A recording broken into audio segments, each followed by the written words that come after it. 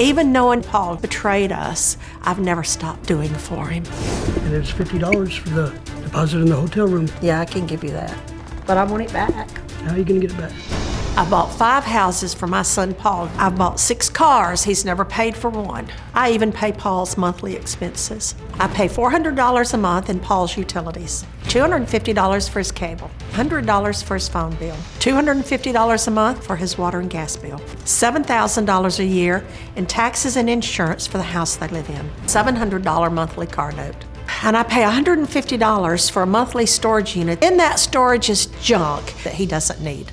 And the storage unit that you won't get out of. It's stupid to be paying storage on it. Yeah, you don't need it. You haven't touched it in 4 years.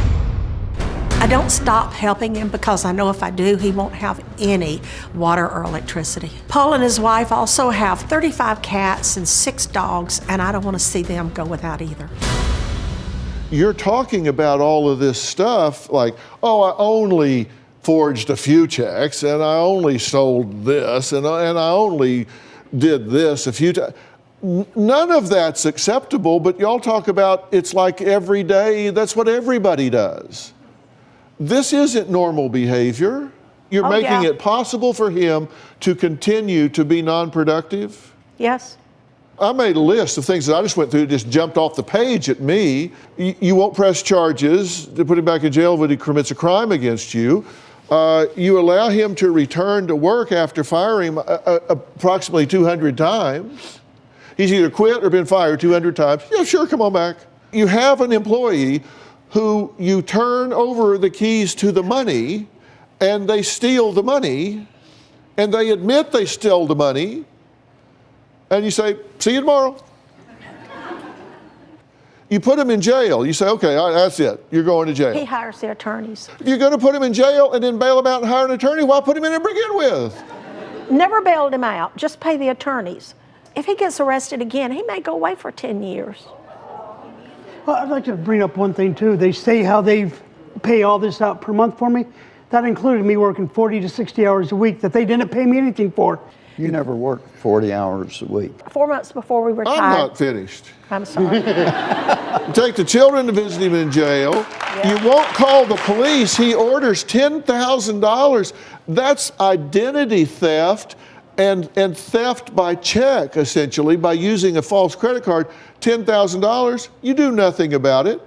You've bought him 5 homes. You say, she paid off my house. But it is a filthy mess. Who lives there? Oh, no, you can't count these homes they bought me because they throw me out of them.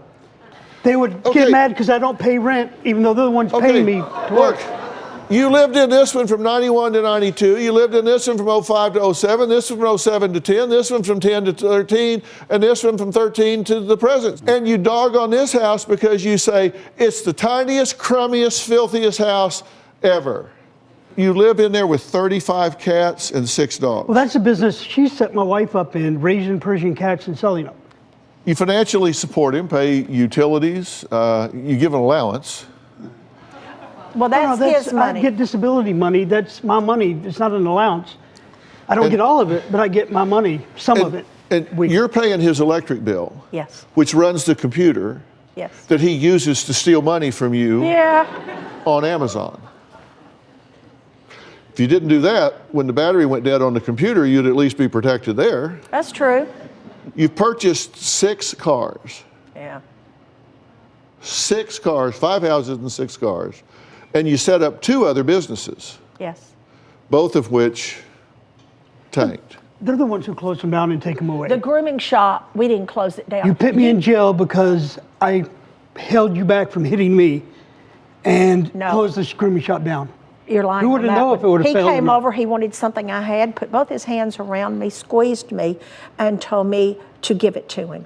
Oh, I didn't put my hands on you. I picked a note out of your hands and held it above your head. This isn't normal behavior. No, it's not. It's not. That's why we're here.